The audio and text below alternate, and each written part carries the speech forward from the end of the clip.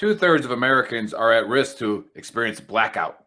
You could be one of them, sitting in the dark and cold for hours, for days, maybe even weeks. Are you ready to protect your family?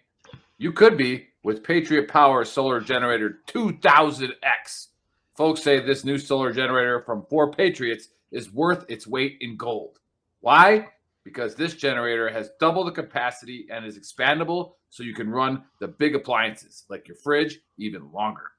Or other devices like an electric blanket, microwave, RV air conditioner, or even an electric wheelchair. You also get 12 outlets, including 4 AC outlets, so you can power more devices at once, and 2 USB-C outlets, which can charge your phone 20 times faster than a regular plug. Best of all, this new solar generator is fume-free, safe to use inside, and never needs gas, ever. Over 150,000 Americans trust Patriot Power Generators. Go to 4patriots.com/VTTGW to get your solar generator now. You'll even get a solar panel included free.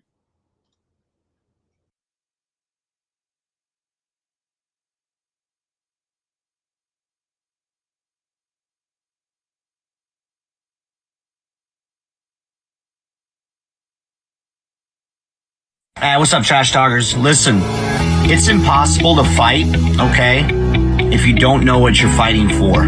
Does that make sense? Like, if you're in the dumps and you're struggling with mental health, things of that nature, it's going to continue tearing you down, all right? Because you're consistently trying to fight something, which is that demon, which is usually something from the past, right? Maybe that why needs to be fighting for your future.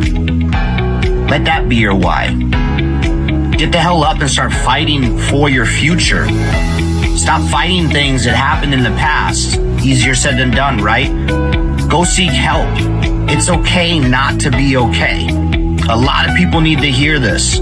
You are more of a warrior and a fighter if you stand up and say, hey, this has to stop. I need to go seek help. The stigma, everything has changed. It's okay not to be okay. Here is a firm believer in all men are created equal, but not all men live equal. That is why there's a certain select number of people in the DoD who decided to jump out of airplanes. And yes, we are better than you. 100%. Now, don't be the first triggered pansy to say, well, airborne's not relevant. You haven't jumped since World War II. Well, that's not accurate, for one. And two, it's like having a jalopy or a 68 Mustang. Well, a 68 Mustang's no longer relevant. Doesn't matter. It's still a better car than yours. So take it easy this National Airborne Day and just accept that we are better than you.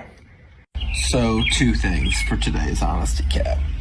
First thing, how do all my boys from the 101st feel knowing that the Army decided that instead of actually making you airborne, they would just create a whole new division that's airborne because you just aren't cutting it? It sucks. Thing number 2, for all the folks who were like, oh, airborne, this thing is irrelevant, doesn't even matter. They're making a whole new division of just airborne people because they're relevant. Think about that. How's that feel? Does it hurt a little bit? I hope it hurts a little bit.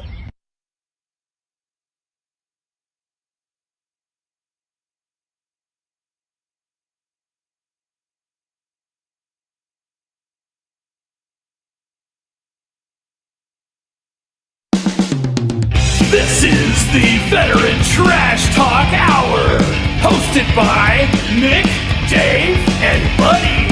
Real warriors making fun of other real warriors. Try to not get triggered.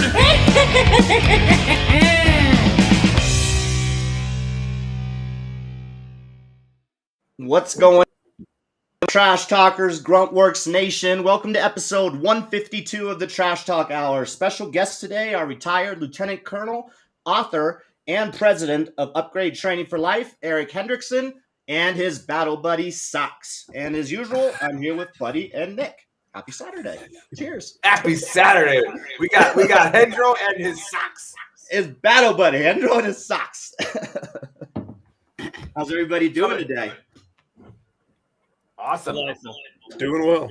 I think we're getting some feedback on Sox's computer. So you have to change the audio or something like that, or mute it because we're getting the. There it is. So whatever you touched worked. Awesome. Yeah. I mean, it should be into your headphones. It should be, but you know, that's not work. Sucks. It's weird that he's an army guy. That's the way he's acting. You think he was like an infantry dude, right? Like yeah, exactly. How to touch the buttons. You would think he would just be pounding on the computer. Like the files are in the computer. Yeah, no idea. But hey man, I'm pumped. All right, it's March Madness, and I don't know if you know this, buddy, but the Yale of the Southwest, i.e. UTEP, is in its conference final game. All right, today playing against Western Kentucky. The Harvard of the Southeast, Austin Peay State University, home of the Govs. We are in the more of we're academic athletes, mathletes, if you will. More, we're gonna stick with that. Our basketball team is probably doing some exams. They're doing real well though. They're doing real well. Nice. Yeah. Dave's like, we got Brian Self tuned in. What up, Brian? We got Jeremy tuned in. All right. It's gonna be a fun show. Good. Did you say Jeremy? Is this name Jeremy? Jeremy. It's not Germany. All right. Saying it like that? It's a European thing, I guess, right, buddy. You want me to start with the Europe stuff already? Here we go. Yeah. So, hey, for our guests that are wondering what the hell's going on, like we have to make it a point at least every other show that Dave claims to speak 3 languages. And he just mumbles out shit like in Italian and German, and we can't fact check him, right? And then and 2, it's like he just says things like that, like Jeremy. It's like, do you really speak 3 languages when you can't say Jeremy? Like in English. English isn't my first language. Yes, it is. Or second or third. Yeah. But anyway, what were we talking about? Yeah, what's going on here? Yeah, so I was going to cover a conspiracy because there's quite a few going on right now, but I figured I'd cover what's trending right now on Twitter and everywhere, which is on X, which is the bill that they're trying to pass right now to ban TikTok. And I kind of wanted to get everybody's opinion. I think it was like an 80% vote in the House, which they've all suddenly come together to want to ban TikTok, which I think is crazy. Personally, I'm against it. I know Buddy's got some things to say. He's been for it for over a year now. But when we talk about like it being a Chinese threat, like China still like provides us with medicine, food. They build our iPhones, right? Like parts of our iPhones are made in China. Like that's a threat in itself, right? So, Buddy, you'll get your turn. You'll get your turn. And TikTok isn't just like silly dances, right? Like there's a lot of informative stuff that is happening on TikTok, like a lot of debates, flow of information, right? It almost feels like they're trying to silence us because that is really a way for like somebody in Africa to talk to somebody in the US, or just it's bringing everybody together, not to mention like holistic stuff on like types of food you should eat. People are making a living off of TikTok, right? So there's a lot more to it, not just crazy dances. It's killing YouTube. TikTok has way more views than YouTube does. TikTok is doing way better than Facebook, and America doesn't have control over it. And I think it's a control thing. And I think they're trying to silence freedom of speech and flow of information, because anything that ever happens across the world, you go on TikTok and then you suddenly, buddy, your conspiracy about the aliens in the Miami Mall, right? That was all over TikTok. You didn't really see it on the news. So again, flow of information. And I think they're trying to stop that, which is, in my opinion, scary. So I am completely against the TikTok ban. And these people that are voting against it probably don't even know how to, open TikTok on their iPhone. I am completely against it. We'll take the guests, see what you guys have to say. Sox, what's your opinion on it? Should they ban TikTok? Should they, what's your take? Yeah, so my thoughts are, I understood the bill as forcing the sale of TikTok from China to an American company. And I agree. And they have 6 months to do it? Yeah. I think it's less like restricting the freedom of speech and controlling algorithms. I think we're evolving into a stage such that it used to be a time where it's data rights and data security. And with all these hacks and all the leaked information, everyone's like, okay, we understand that our information, like I know for a fact the DOD sent me 2 notices that some guy in China has both my social security number and my birth certificate, right? So this is probably another me out there on the other side of the world.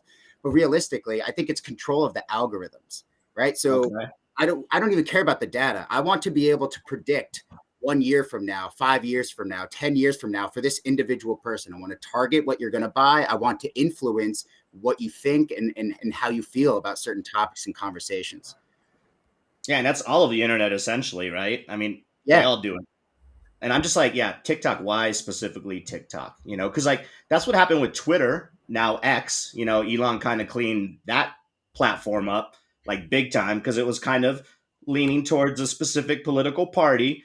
And Elon was like, screw this shit, you know, whatever side of the aisle you stand on. But he's like, this platform's wide open now. Like you can talk about whatever the fuck you want. So yeah, I just think I think it's a control thing. But algorithm thing, yeah, for sure. That could be it too. Eric, what's your take? You know, one of the things I keep going back to is I wonder what they know that we don't know. Because, you know, Congress gets a much more in-depth briefing on why they want to get rid of it. You know, so I know they've got some intelligence on what China is doing with the data and the algorithms and all of our information. And, you know, I don't want to cop out and say I don't have a stance, but I do feel that, you know, to really make an informed decision, you really do need more information. Yeah, absolutely. Good take. All right, buddy. You've been cooking this whole time. Let's go. All right. First He's of all, already passed out in anger. First yeah, of all, he was getting it. I had to write some notes Like because you hit like 5 points, Dave. Right? Yeah. I'm just gonna hit like 2 of them real quick. Yeah, go for it. First thing, you validated the threat of TikTok by pointing out other threats as if that no longer validates. No, I'm saying that if that is the threat. No. If that is the threat, it's his turn, Dave. Then why aren't we? But then why aren't we focusing on the other? If that is the threat. How do you eat? How do you eat an elephant, Dave? One bite at a time. Yeah. Go ahead. So to say that our iPhones are made in China when they're also made in India, and they're also made. Google has plants everywhere. Anywhere there's a third world country that they can pay some 15-year-old 20 cents an hour, they make iPhones. It's a real thing. Because Google is a morally corrupt, shitty company. Like it is. Absolutely. It's just, or Apple. Sorry. I mean, it's just a fact. I agree. That being said, iPhones are awesome though. I also always listening. The next thing you said was you talked about like it's a way for people to share information and the amount of information that's shared. But then you have to have a conversation about the difference between the quantity of information that's shared and the quality of information that's shared. Of course. Because you talked about just because some guys on TikTok telling you that you need to shove banana peels up your ass doesn't mean that's a healthy way to eat a banana. You know what I mean? Obviously. Yeah. But that's the point. The other point would be that, you know, again, America's not fucking clean and all of this information, psyops, all that stuff.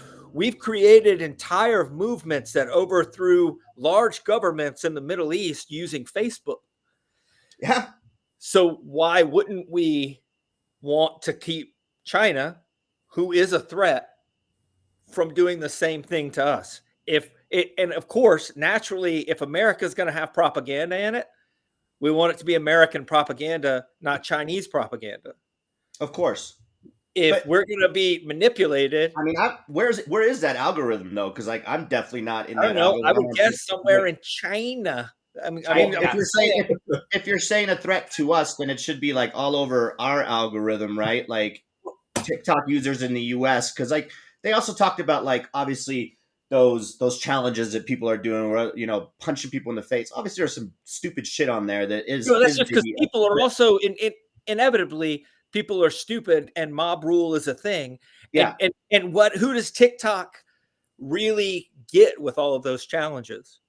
A demographic of 13 to like 32-year-olds that think that they're going to get rich by doing steadily more and more outrageous things and selling parts. You know, back when TikTok first started, if you got 20,000 views, you were viral. Now you have to get like, 5 million to be viral. You know what I mean? So that bar keeps getting higher and higher. People keep having to up their game. So there's a thing that we do in like the special operations community when we want people to do. But he was a when we Green want to Beret. manipulate. Oh, the Green Berets and Scuba and Halo. Good Yeah, job. Halo. When we want to manipulate people into doing things, right? Like instead of saying, "Hey, fella, who I'm gonna pay $100 to, take this truckload of ammunition over to these guys that you don't know and drop it off." That's a real big ask. But if I say, "Hey, fella, I'm gonna give you $50. I got this box of Band-Aids. Can you run it over here for me? I just can't make it." He makes that first delivery. Then I give him a box of MREs and $50. And I go, "Can you make this delivery?" By the time I'm getting him to make truckloads of deliveries of weapons and ammunition to people he shouldn't be talking to, I'm paying him $1,000 and he's just used to it. Yeah. It doesn't bother him. And the people they're used to it. It's their pattern of life at this point. The Chinese are doing the exact same thing. We are doing the exact same thing. Like it's just, but why would we want somebody else to own that? And then we're talking about it has, so your argument would be that it has zero to do with the flow of information, that they're not worried about that people are speaking freely. And if they were worried about that, then they wouldn't be trying to get them to sell it to an American company. Well, they can control it then, just like they can control Facebook, they control YouTube. They don't control X anymore. If they own it, then literally they can push what they want to push again. Well, and then it doesn't become a free app anymore. So there, that's your answer, though. Your answer, it has nothing to do with the government controlling it. Zuckerberg has been to Congress a billion times saying that he's not going to do shit for fucking Congress, right? The answer is like non-tinfoil hat right here. All those people are like, look it up. They're all invested in Facebook too, with the new Meta stuff and all that stuff that's coming out. This goes a lot Congress deeper. is invested in something that they're going to make money off of because they have insider information. Yeah, it's crazy how that works. The two things they don't have to be mutually exclusive. They know that they're going to make money, but they also know that TikTok is screwed. Like, they just happen to happen just because causation and correlation are completely different. Your take is ban it because hold on, like Chinese algorithms that are affecting us in the U.S. The other is that your take? I'm just saying, like, you've been doing a lot of blabbering. Like, take a stance, damn it. Take a stance, buddy. Like, I think I've been pretty clear that not really. No, that we need to sell it or it needs to be sold. But again, you just answered the question a minute ago when you talked about how freaking Elon Musk had cleaned up X. Right. The point is that somebody who buys it and or makes a different platform that's an American platform needs to be beyond reproach. Also, somebody like an Elon Musk who is going. They probably already haven't figured out who's going to buy it. And it's going to be somebody who's going to control it, like they do Facebook. You're assuming that. YouTube. You have no idea. They probably didn't want Elon Musk to buy X. You think? Oh, they absolutely didn't. Absolutely. What happened? Yeah. And why would Elon buy TikTok? Why would Elon, the Chinese? TikTok. Why would the Chinese sell it to somebody that the government? Well, they're going to fight it. According to what I've read, they're not going to they don't want to do that. They're going to fight it. Then they just. And here's the other thing. It's kind of like the immigration talk that people have. Why is it that America is the only country that's not allowed to ban things? We're not allowed to have border walls. We're not allowed to be able to ban technology. You know, there are like hundreds of countries in the world that ban everything from Facebook, TikTok. Oh, yeah, they're all democratic countries. They're not all socialist. They're not all communist, but they understand the threat of social media to their youth and to their country. But because America decides to say, or they don't want people uprising and understanding the bullshit that's going on and sharing that information amongst each other. I see what you're saying, buddy. I do see what you're saying. An activist, say, calm down.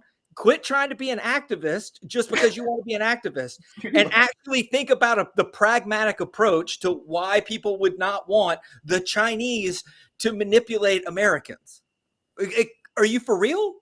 Like, it's not a hard sell. And why wouldn't you want an American to own $1 trillion company, or a group of Americans to own and control $1 trillion. Yeah, get that tax money, baby. Completely agree. The other Correct. part of Completely it agree. is you take that money away from China.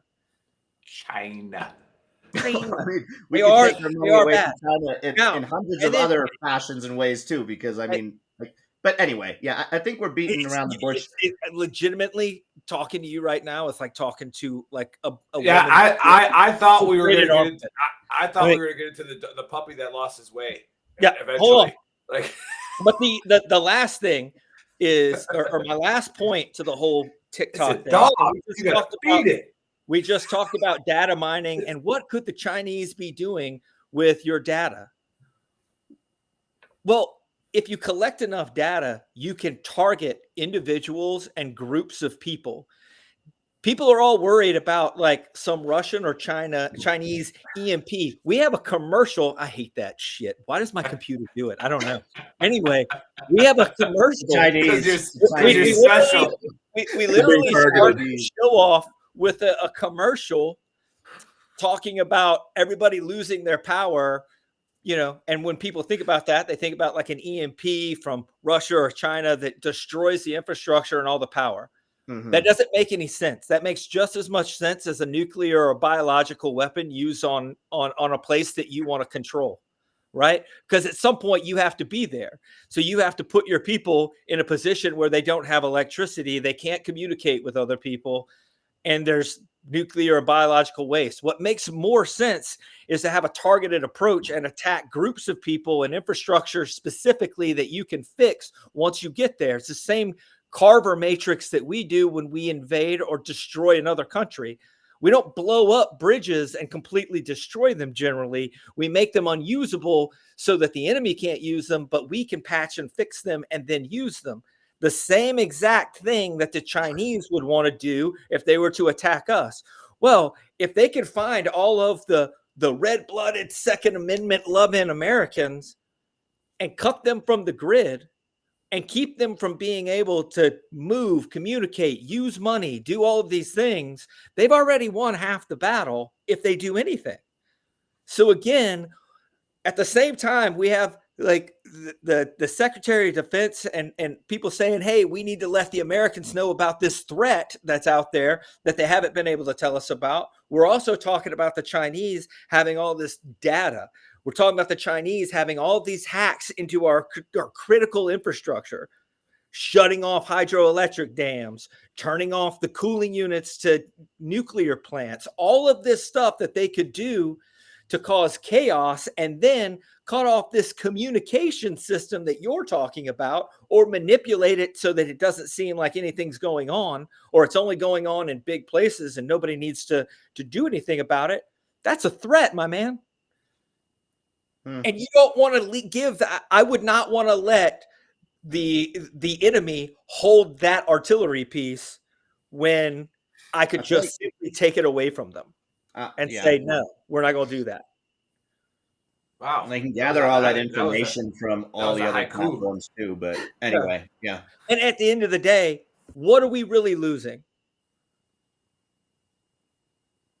Yeah. Because Well, before TikTok, people were doing the same kind of shit, just on longer fucking videos on YouTube. until it got suppressed, depending on what you're talking about. And that's Okay. that's Again, I guess that's I understand where you're coming from. That goes back to the owners, the CEOs of those companies. And if you don't like it, guess what you could do? The same thing Donald Trump did. Make another platform. Make Buddy, a better. we're fully make a aware. better We've been shut mousetrap. down multiple times. Veteran trash talk. Like, Yeah, we've gone down this rabbit. Every time election season comes up, like, we got to be careful. We're getting hits from Facebook because the algorithms don't like veteran-owned companies and all that stuff. So, like, I get it. And the other, And I understand we have point, to play by their rules for but sure. The other point that has to be noticed, there's a reason that I like Donald Trump. The reason I like Donald Trump is because Republicans and Democrats both don't like him. If you can get the Republicans and Democrats to agree on the color of the sky, something is there. There's substance there. So either all of these people just decided they were going to make a ton of money on Facebook instead of on TikTok, which I don't know. I hate to burst everybody's bubble, but China's paying politicians left and right. Not like they're not making money off of it. You know what I mean? Yeah, big time lobbying groups. Yeah. So that's, I mean, Mitch McConnell's sister-in-law is a freaking like a star in the Chinese government. So John Kerry's wife owned Heinz, CEO of Heinz, and Heinz was in China. Yeah. So that's a poor argument anyway. But there is a threat there. They recognize the threat, and you know what? Sometimes you have to. Oh, buddy, I gotta cut you off. All right, because we got a lot in the chat thread going on right now. We got a lot in the chat thread going on right now, and we triggered U.S. Army combat medic on YouTube. He's asked not combat medic. Yeah, he asked if he could ask a question. Yes, you can. This isn't TikTok. You can write whatever you want, and you can ask. But he said, "What veteran would like Trump after he said the people who join the military are suckers?" Yeah, you know what, buddy. Veteran, yeah. You know what? Can I answer that? The veteran that knows that he did 4 years as the president and didn't start any more wars. That veteran. The veteran who spent 24 years fighting wars for presidents who continue. Every president from Nixon on has started some type of bullshit in a different country. That type of veteran. The type of veteran that looks at the shit that just happened in Tower 22 with those 3 fucking soldiers that got killed and 40 that got hurt and doesn't see them as soldiers anymore, but sees them as kids that are the age of his kid who's about to have to join the army if some shit goes down. That's the veteran that that wants Trump and doesn't want somebody that's just going to start a war because they make billions of dollars off of war. Hey, we got to test some of that new shit we're making, you know? It's better if we're killing Russians with it. You know what I mean? Yeah, well, I'd whole lots rather spend the money on target practice than have them. We started a war with Mexico to see how our machine guns would work for World War I. Yeah. Well, anyway, I know we got to get to our guests, but Nick, I'm interested on your take on all of this. For the first time ever, I'm actually interested to hear what you got to say. I've already forgotten where we were. Like, I don't even know what day Did this motherfucker just say that Trump invented the Taliban? Invited the Taliban to the White House. You're not smart. Just stop commenting because you're dumb. Invented the Taliban? The Taliban? Invited. Taliban? First of all, do you even know what Taliban means? It's the students, you fucking idiot, because you don't even speak the language. Anyway, Talib is fucking invented. He invited the Taliban to what? Peace talks? Because he was tired of 20 years of war with the same people? Guess who else was invited? Ho Chi Minh was invited to some peace talks too back in the fucking 70s. Wait, we just need a fucking to have war the whole time? Oh, damn. Maybe we should do some combat and not some medicing for a little bit. Welcome to the dumpster fire. Welcome to the dumpster fire. Drop the confetti on him. Well, like I said, I try to tell Sox, I go, we don't ever know what we're talking about, and something it just always gets good, right? And we don't know. So that's why I don't look at the comments while we're doing this show. Well, you just did, and he triggered the shit out of you. He triggered the shit to a point where you couldn't even read. Like, he spelled invited it correctly, right? Yeah. So, but and again, you know who else invited the Taliban? Reagan and Bush and everybody else that was working with them and Bin Laden from 1980s on. Anyway. Can we let's talk about something else? Yeah. Oh, yeah. And so, again, those of you watching the show for the first time, we always save my opinion for last because it's the only sound one on the panel. And then I'm from the Yale, uneducated. From the Yale to Southwest. It's obviously better than the Harvard to the Southeast. But we got to cover a couple of points here. Again, I'm always about the money. All right, it's always a money grab. Now, Dave, you brought up an interesting point where the people voting on this don't even know how to work their iPhone, right? They don't even know how to work TikTok, right? And they're the same people that, grew up during the nuclear scare, right? And the nuclear arms race. Now, was the nuclear threat real? Yes, it was. But then just like Buddy said, are you going to nuke a country that you want to take over? Probably not, right? Because you're going to get here. But, can we use that threat Can we use that to build up an arms race? Can we use that threat to, increase a spending bill here, a spending bill there? I mean, that's Can we? Russia's space weapons, right? We're going towards that. Yeah, already. I mean, well, Reagan in the Star Wars program, right? Like, Yep. well, and then Yep. I mean, they made a joke about it in the movie Men Who Stare at Goats. Well, the Russians are doing this, we got to do it too, right? Like, so I mean, like, we got to have psycho warriors that can stare at people and kill them. We got to figure it out. So yeah, definitely the old people have bought on to whatever they're getting told that TikTok could do to America. That Buddy just said. So now Buddy can say that and scare the shit out of a lot of people, right? And they'll be like, yeah, fucking ban that shit, right? And then, so I think it's just a pure money grab. That's all it is. It's like China shouldn't be getting this money, right? And we all know, anybody who doesn't think that the media has been controlled by our government since it became publicly traded companies, right? When they're publicly traded companies, they got to make profit. Yep. If they don't make profit, they're not a news company anymore. Well, guess what? The government's like, well, if you want a press pass to the Vietnam War, you want to be able to come in this country, you're going to kind of say this, all right? And if you don't say this, then you don't get your press pass anymore, right? And then you're not making any money.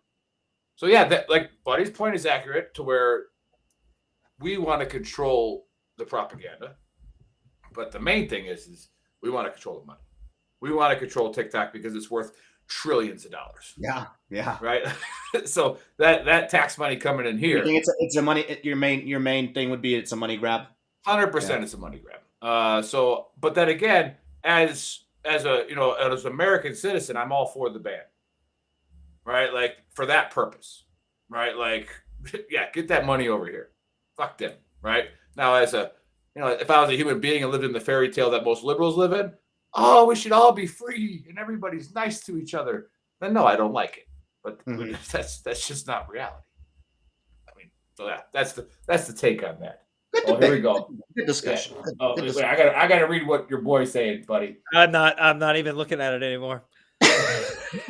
Lost me at combat medic.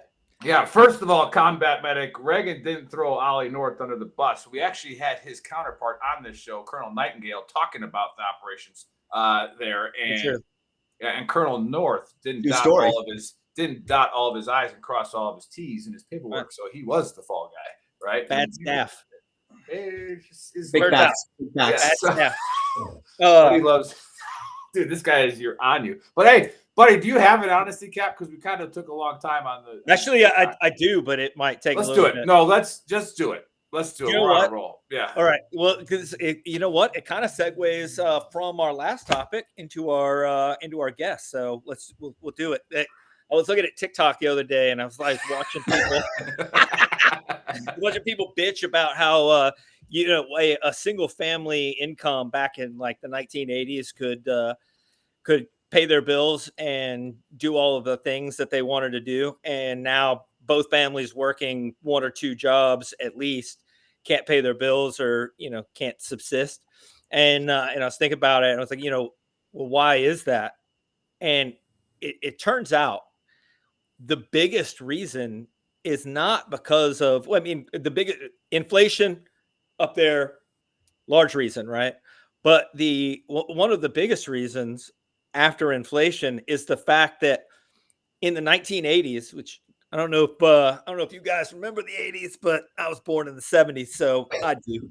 Sorry, I just laughed at the comments today. I looked it up. The average house size in the 80s was 1,400 square feet. The average house size right now is 2,200 square feet, depending on what statistic you look at. I'm over the average, no big deal. Yeah. 37 by 37 feet. Yeah. Well, the average phone bill in the 80s was the landline that you had in your house because cell phones weren't a thing, and it was $16.67 a month. Now it's $114 per person per phone. P.S.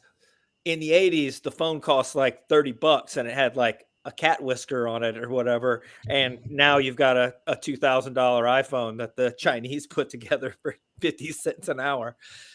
Also segueing back to China and TikTok and how bad they are. Anyway, the average car in the 80s, the family had one, and it was $6,300 for a brand new car. The average family now has two with a median cost of $45,000. So you're looking at $90,000 just for cars in payments. The point is that, you know, everybody talks about how shitty it is, how bad the economy is. It's not the economy. I mean, the economy is not great. But if you look around your house, how much crap do you have in your house that you get just because you think that you need it, but it doesn't bring you any actual joy because you spend all your time maintaining it? You've got you got a 4,000 square foot house, and you spend all your time and your money maintaining that 40,000 or that 4,000 square foot house so that you can tell people you have a 4,000 square foot house instead of a 1,400 square foot ranch that your parents had back in the 80s. You know what I mean? Your kids are playing on $2,000 iPhones and spending all their time by themselves on TikTok or playing a game on their phone instead of having actual relationships with their friends outside running around drinking out of the hose like people in the 80s did. You know, it's not the money, it's what you surround yourself with and what you think that you need to maintain, the stress that you provide for yourself because you have to have a TV in every one of your houses. When back in the 80s, when you're bitching about how your dad could work at a gas station and still be able to make a living, you know, he had one TV in the house and it had 3 channels. If you were real lucky, you had cable, and that was like 40 or 50 bucks a month, and you had more channels. If you were rich as hell, you had a satellite.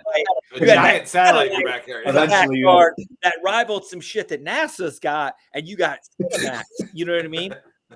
If you were like us and you were like the middle class / lower middle class, you got to go to HBO at midnight, hope that it was on for like a free trial. If not, you had to look between the squiggly lines and see if you could find a nipple and then figure out if it was a dude or a chick. I mean, just saying, that's how we rolled back in the 80s. I think the point is that people are more miserable because they're chasing the wrong things at this point.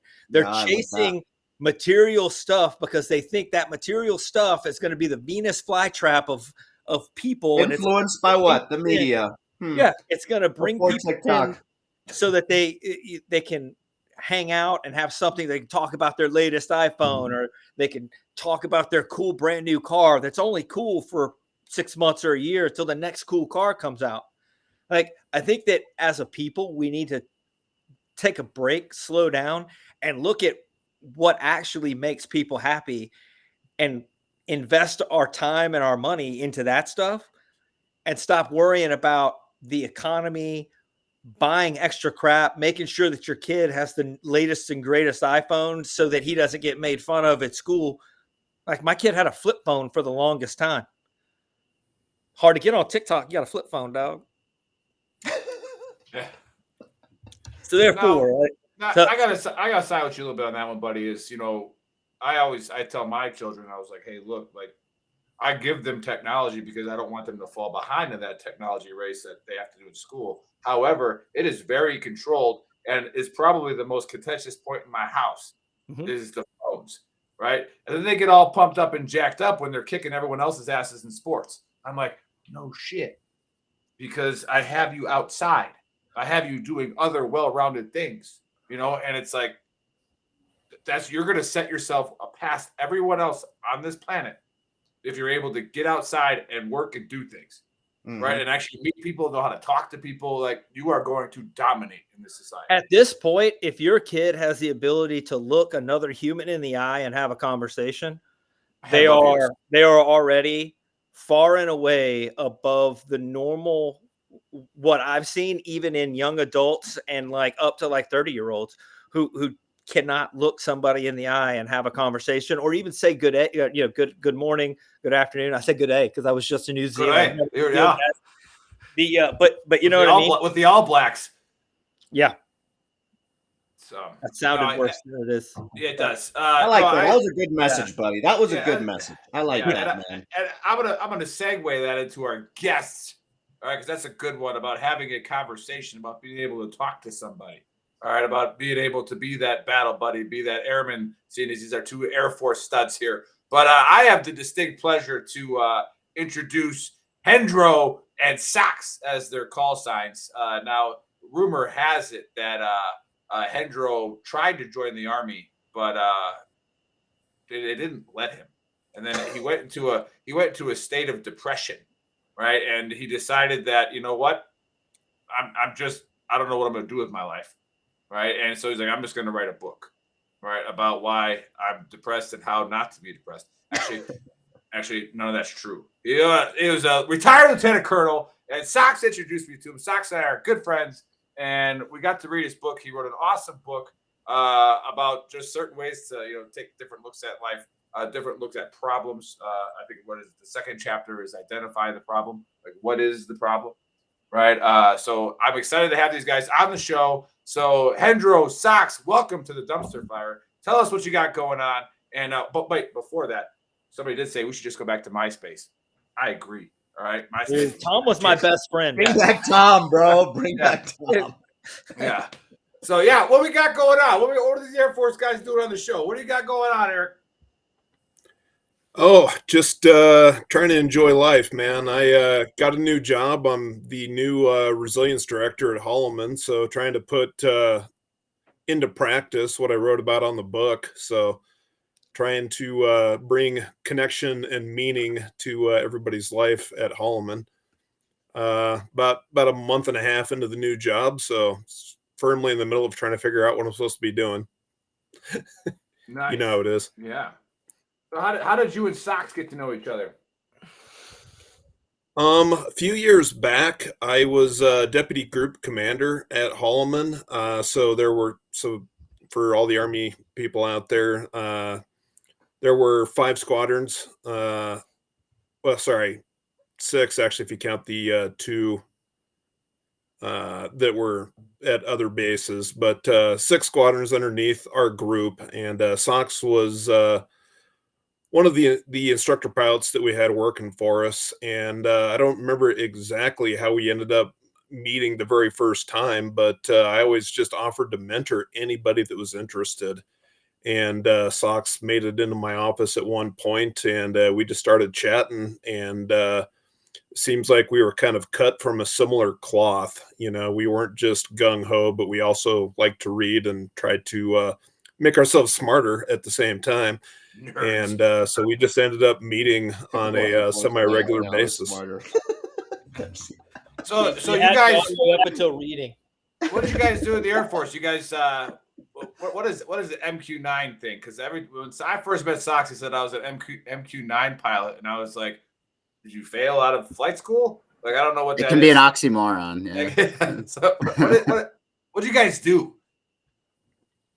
Go ahead, Socks. Yeah, well, I mean, we took the fight to the enemy. That's essentially what we did. In the beginning, it was a lot of ISR in the Obama era, and then kind of Trump took the guardrails off. And I always say to people, it's interesting how quickly the war kind of came to a close in that region of the world.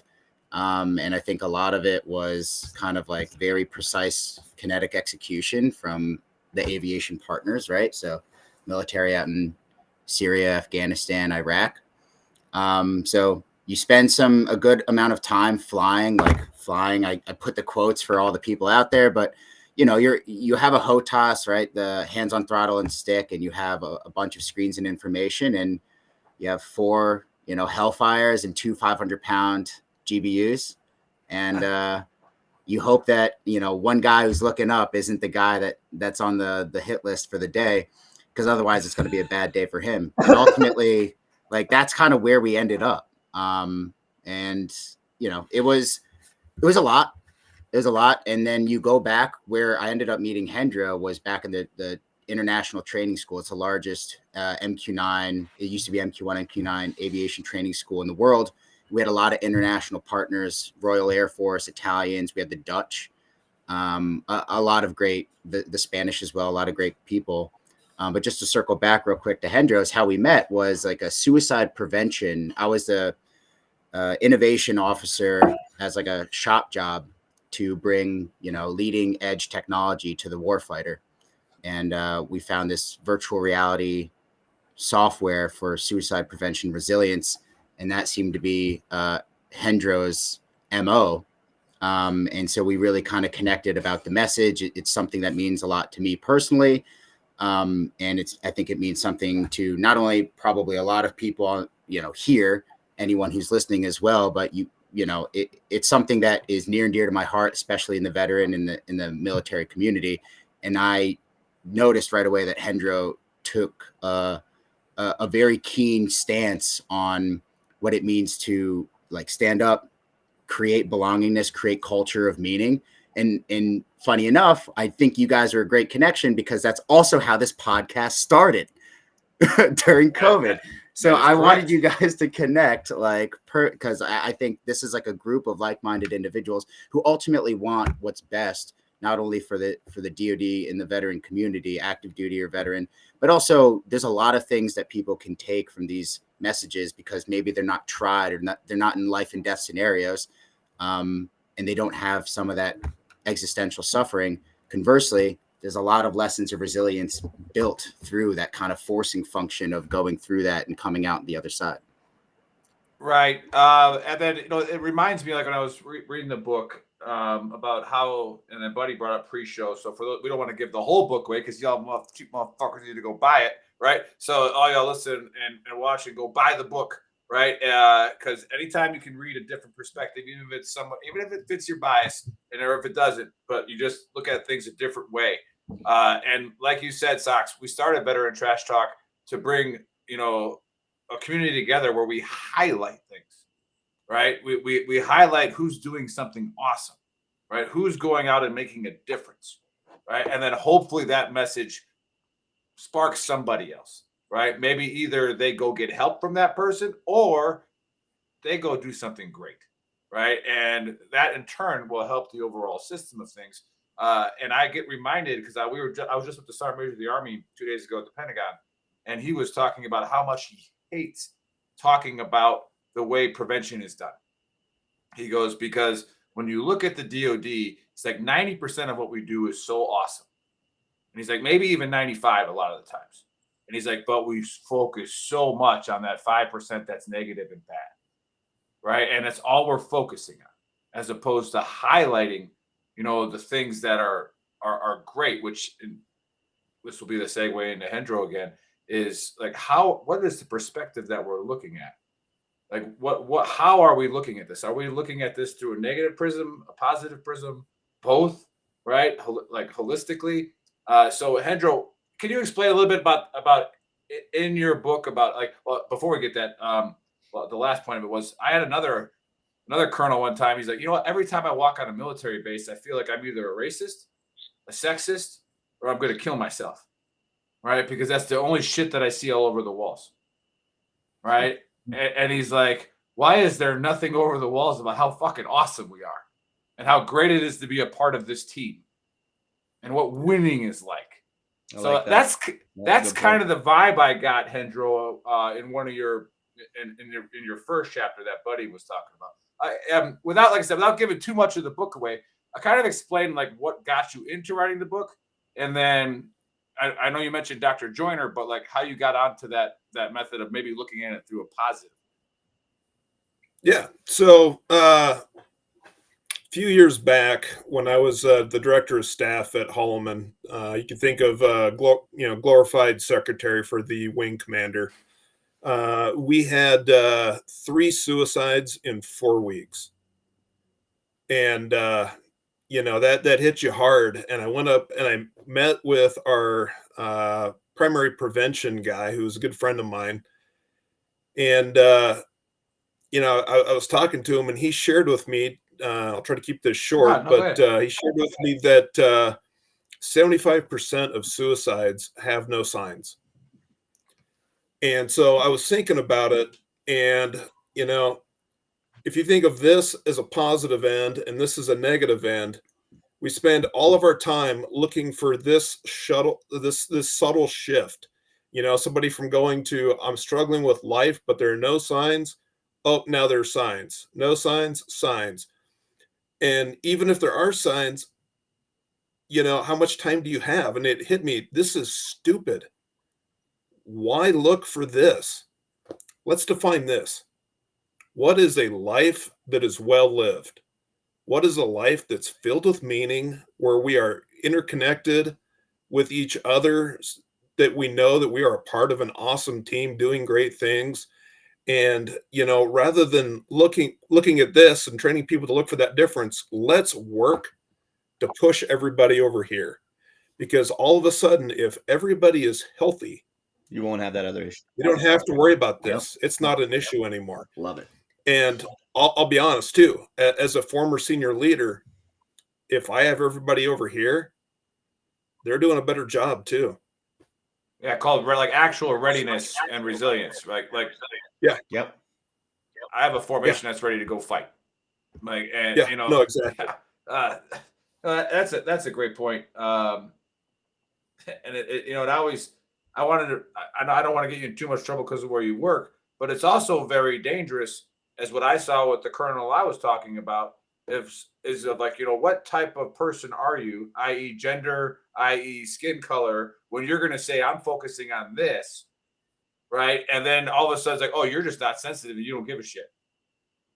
And it's like, it's a very slippery slope of like, when do you say, hey, we're not going to focus on this, even though the mindset has been that we have to take care of this problem. Mm-hmm.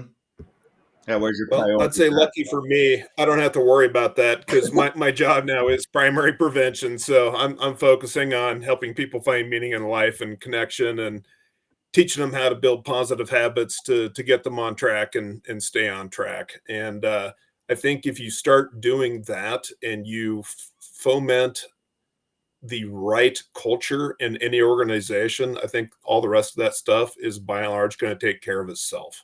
Yeah. Right. Perfect. And then socks. When did you buy it? When did you bite into this apple? Did he have any effect on your life? Yeah, from an existential perspective, I think like actively seeking mentor. I was a young captain at the time, and like you're kind of at the stage in your career in the Air Force. It's like you either know you're gonna make 06 or you're not, and that's like at the young captain stage. It's already starting there, and I was like, I'm seeking mentorship and guys, someone who, again, I think Hendra said it very well, cut from the same cloth. We hit it off very well, and so I was very inspired about the concept of living the life well lived, and also like being at that age. So I'm 32 now, and I got out in 2021. So I was still kind of not knowing what I wanted to do with my life. The joke is signing the blood money in aviation. They're desperate for pilots. So like they put you on the hook, but it's not for like 2 years, a year at a time. It's like 6 to 10. Right. So you're either in for the rest of your career or you separate. And I was like, I don't know what I'm doing. And I think he was just a great sounding board, great listener, and had a great, again, like a reframing perspective on, well, don't necessarily focus on the positives. Like what are you looking to aspire to in your life? What are your achievements? Like, what do you want to do? Let's think about it that way. And then like navigate in a net positive direction. And I just wanted to say, for the record, the book is called Upgrade Training for Life. I don't know if we said the title, but it's called Upgrade Training for Life. Yeah, okay. I just wanted to throw that out there. It's a great book. I can't. Thanks. We're trying to get Hendro to brag about himself a little bit here. You got to sell your book.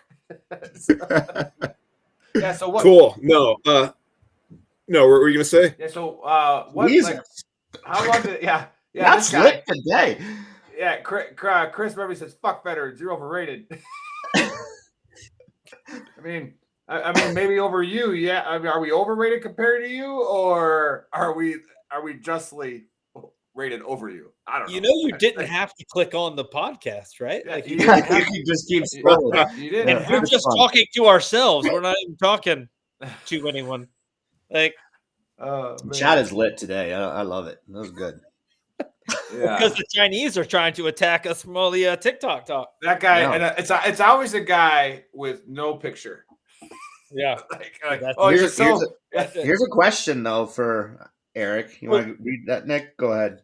Yeah, from Landon. How do you address veterans / retirees saying have a difficult time adjusting to work environments out of uniform and working in predominantly civilian organizations? It's their job. You have to adapt to them. They don't have to adapt to you. That's a very good point. Ed, Yeah. go ahead. I think that's a challenge, right? Because we're like, I'm a veteran. No, well, you're in a civilian sector now, bud. Like, You don't get as to hard as it may sound, like you did you don't amazing get to go things into your Yeah. in the job. military, but it's a different world now, and they don't care. Like, you Well, it's gotta not even adapt that to it's a that. different world now. That's the hard It's truth. It's the hard truth. Yeah. Yeah, but it's a different world than the military. You Yeah, for can't sure. walk into a Fortune 500 company and start knife handing people. That's not how it works. You know what I Yep. mean? Yep. Like that's not the reality of the situation.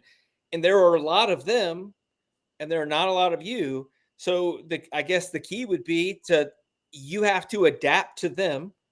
And then you have to find your group of people that may have already learned to adapt that you can talk shit with when you're in the coffee room, and you can talk about back when you were cool in the military and how weak these other dudes are, and then go back to work where you smile and adapt to working with people that you perceive as weaker than you are, even though they have skills that, like, Yeah. there's not a lot of jobs out there where, whether you could put a hellfire on the forehead of an enemy that's driving down the road at 50 miles an hour Which is pretty badass, but it's a cool skill to have. It's a cool thing to brag about at a bar.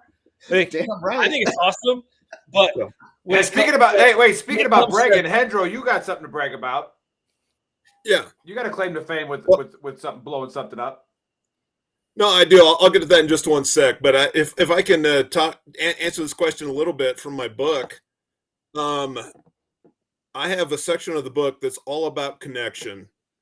And when you leave the military, we obviously have a lot of connection there. There are regulations that govern how we behave. We're all in the same job, all working together for a common outcome. When you get out, that is no longer the case.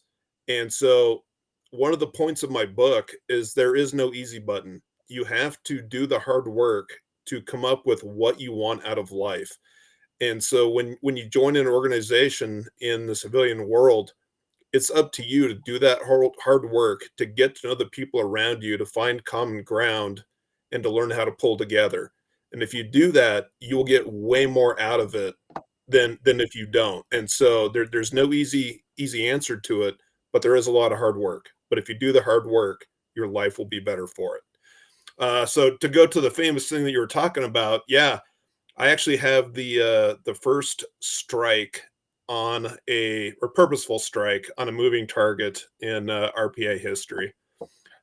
Shared the video with you, but we definitely don't have to put that up here. But basically, while I was deployed, I was at Balad Air Base, Iraq, and we're getting hit with mortars, multiple times a day.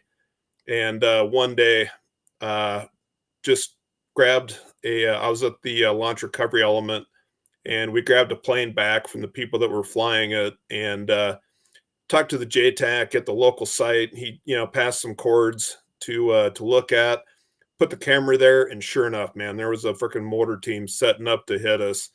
And, before we could get in position ready to strike, they had already taken off. But at the time, we were told never to shoot movers. But that was back when I was in the States. I was deployed, so that's a different wing, no longer a valid order. Yes. So so we spent a lot of time practicing, trying to figure this out. And so I looked at my sensor operator when we finally got clearance, and a little bit non-standard comm, but I looked at him. I was like, "Dude, you ready?" He's like, "I got this." It's like, "All right, laser on." And so yeah, we made history. Holy shit! I did not know that. That's incredible. Oh, really? No, Yeah, I didn't know that, man. So, Wow, but congratulations. yeah, that toxic video with that mortar tube that gets thrown in the trunk of a white car. Yeah, wait, that was you? driving away? Holy shit. Yeah, that's my shot. That's legendary on the high side. Yeah, on JWIX. That's Yeah. great. Yeah, okay, cool. It's out on YouTube too, but yeah, I can share it with you guys later in the week. Yeah, do that. Absolutely.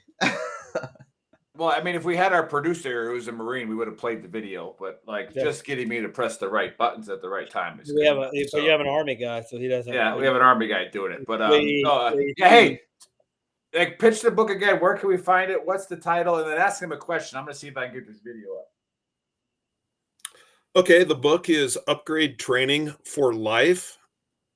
It's available at Amazon, Barnes & Noble, and it should be available at almost any online bookseller.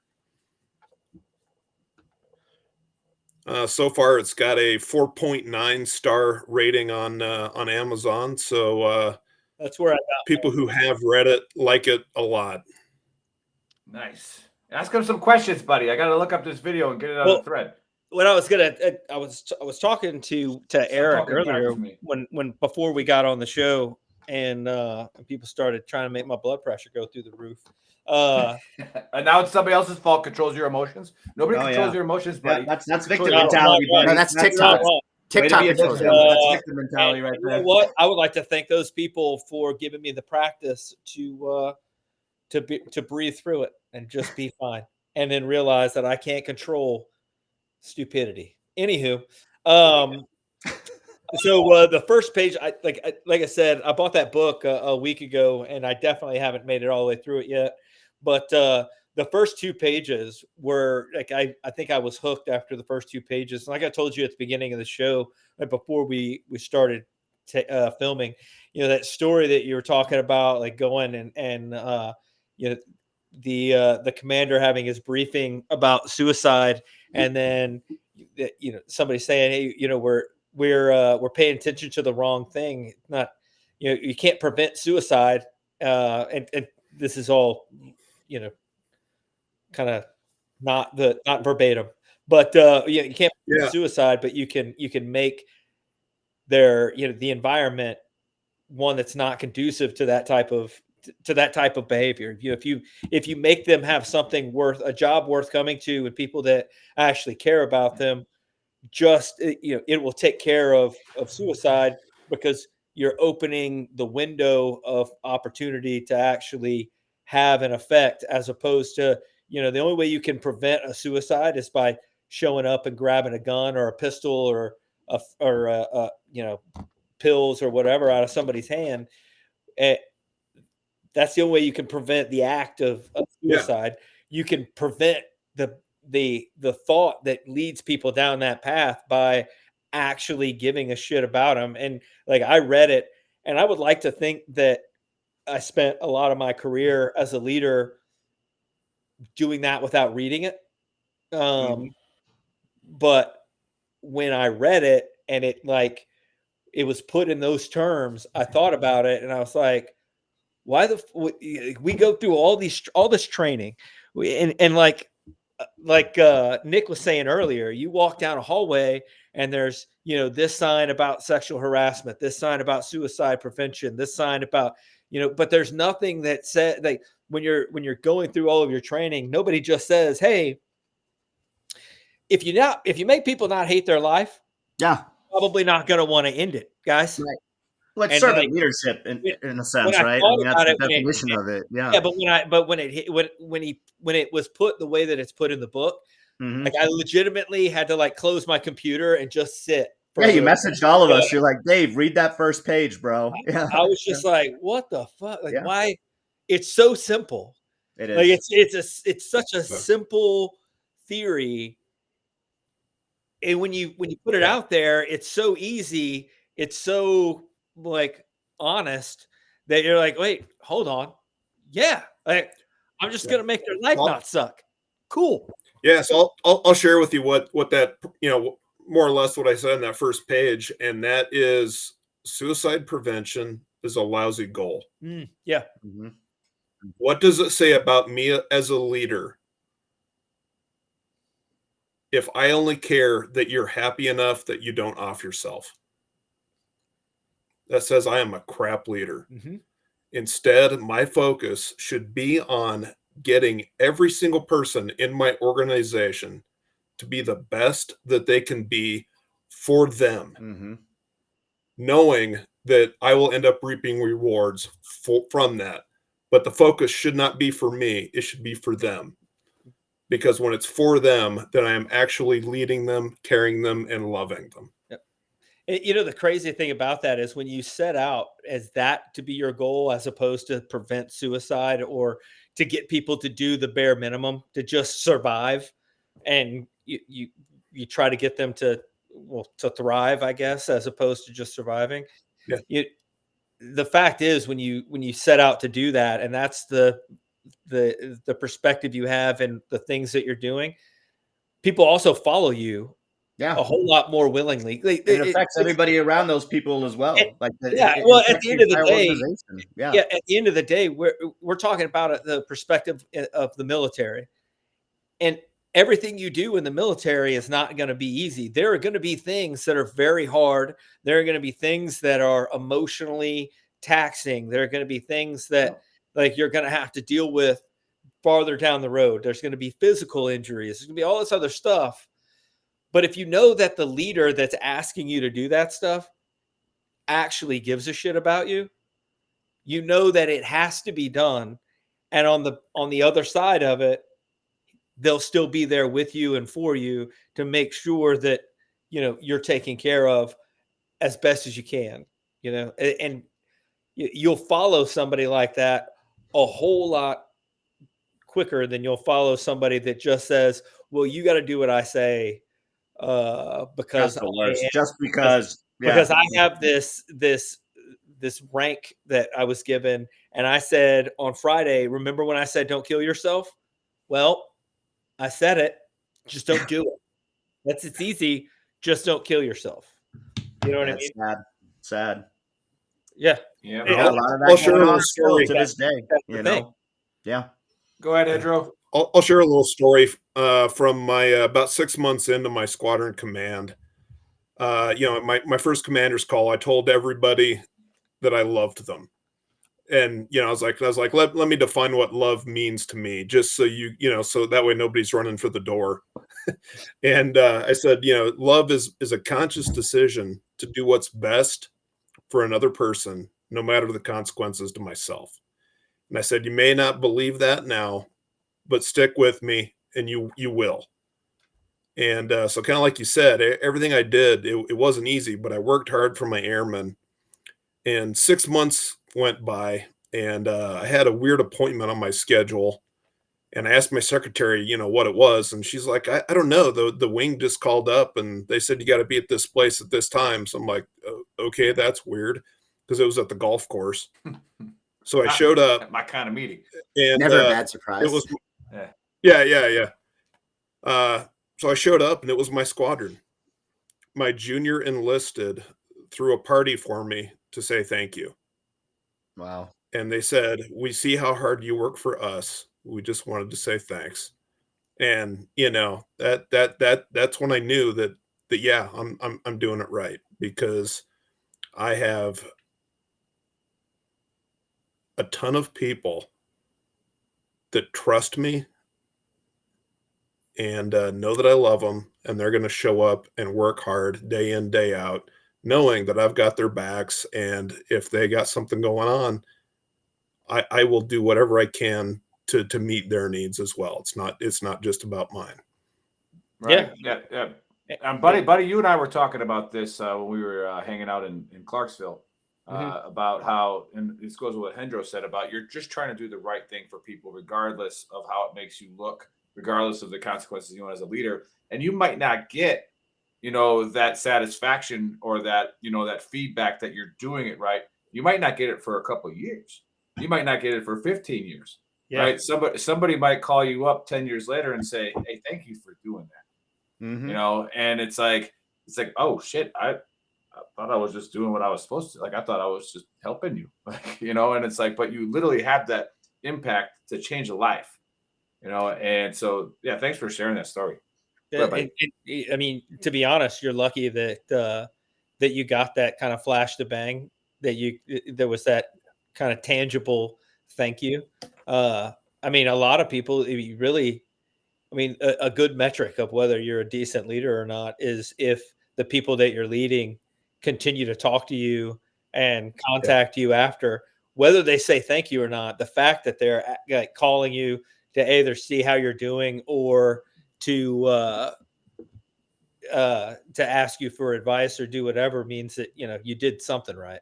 But yeah. And then, there's also there's something to be said about, first of all, it's pretty powerful that you would say you tell them that you love them, right? And we've talked about this on the show before. At some point you have to be vulnerable enough to tell the people that are under you that you actually do have some emotion for them.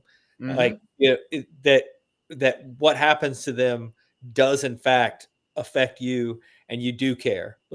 And it's okay to tell somebody that you love them as a person and them work for you. Yeah. Yeah. Yep. Absolutely. But you also have to explain to them that love is a tricky kind of proposition, because love means that I want all of the best things for you. But sometimes in order to have those, and if you want to get a plant to grow, sometimes you got to put a little shit on it. Yeah. So sometimes It's fertilizer. Yeah, I to like that. really That's a show good you one. love isn't going to smell good, isn't going to taste Good good, idea. but it's what you need so that you can grow and you can become a better person. Now, I will be standing right beside you smelling the same shit,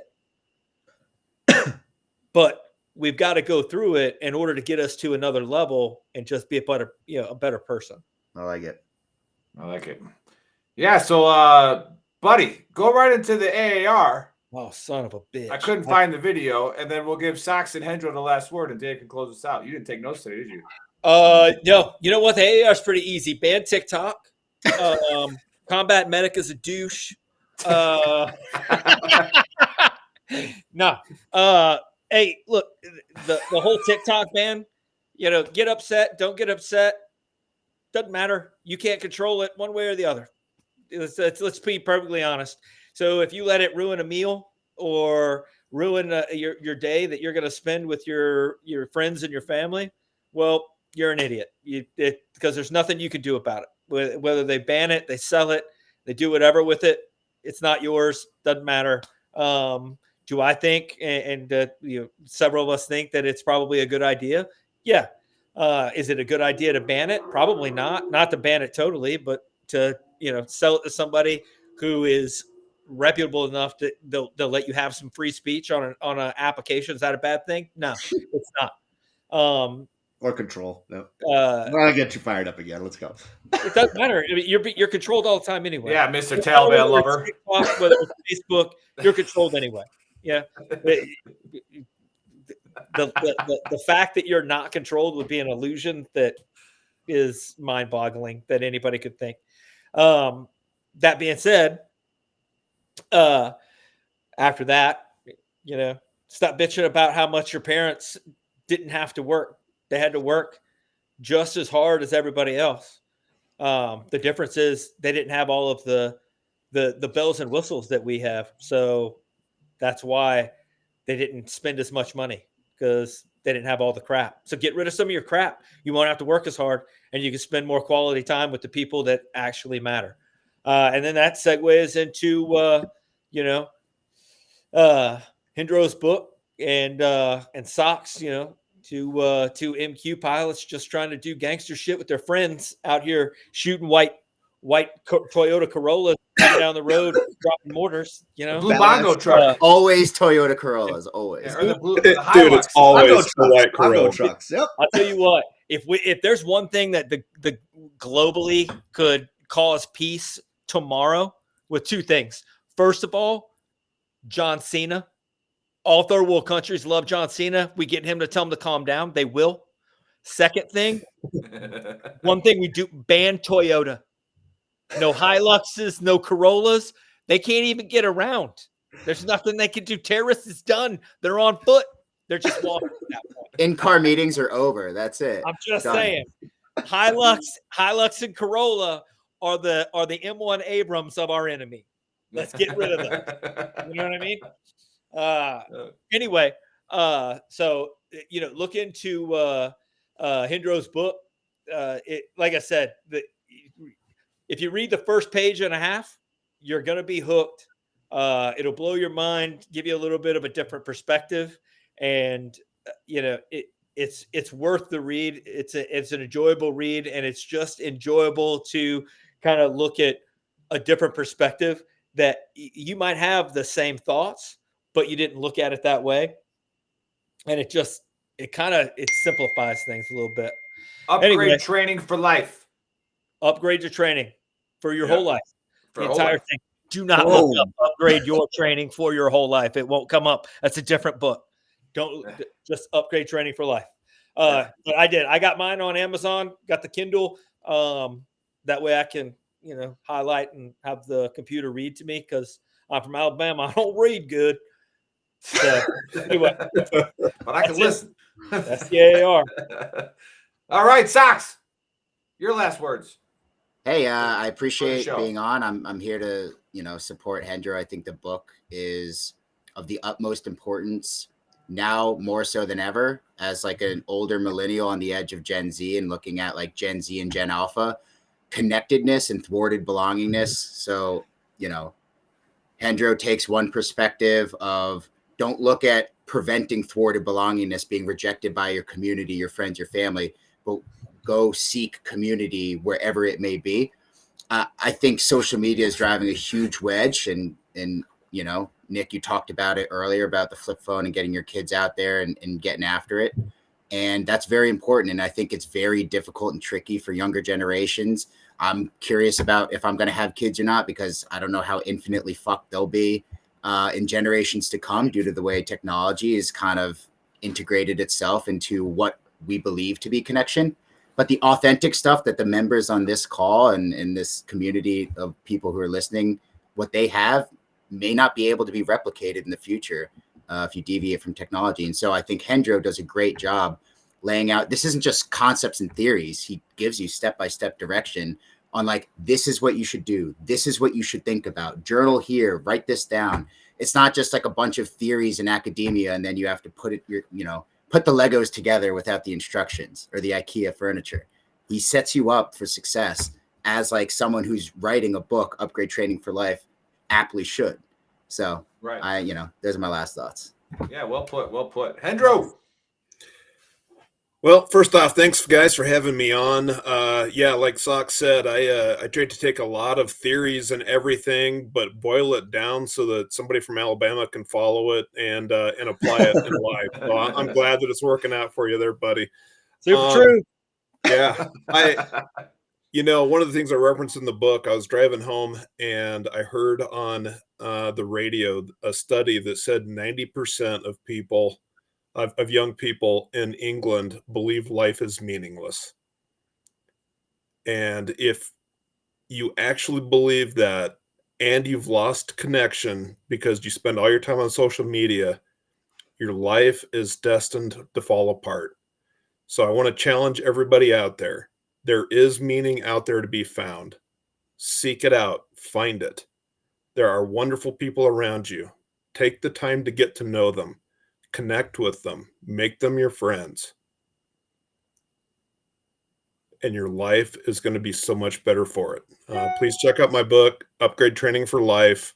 It's on Amazon, Barnes & Noble, and a lot of other places. Thank you. Nice. Love awesome, it. Hey, thank you so much, guys. This was a lot of fun. We'll have to do it again. For everybody that tuned in late, go check out VeteranTrashTalk.com. That is our website. It'll have the links where you can rewatch and re-listen to the podcast. Go check out shop.VeteranTrashTalk.com. I am wearing just the tip today, and Nick is wearing the OG original Veteran Trash Talk shirt. Go support us. Check in with us next Saturday. We'll be live again, and have a great weekend. Boom. You can get this hippie stuff shirt. Yeah, hey, guys, stick around after the food warning.